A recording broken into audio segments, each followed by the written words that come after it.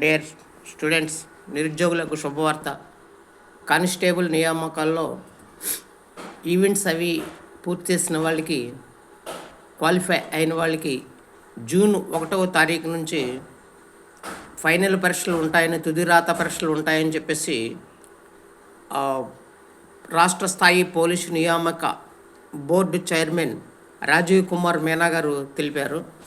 కాకినాడ, గుంటూరు, విశాఖపట్నం, కర్నూలు, తిరుపతి కేంద్రాలుగా ఈ నెల 1వ తారీఖు నుంచి, జూన్ 1వ తారీఖు నుంచి పరీక్షలు జరుగుతాయని చెప్పి తెలియజేయడం జరిగింది.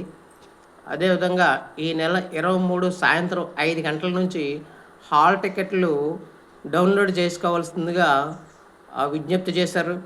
అదే మీరు ఈ డౌన్లోడ్ చేసుకుని మీరందరూ కూడా ఎగ్జామ్స్ బాగా రాయాలని చెప్పేసి నేను కోరుకుంటున్నాను.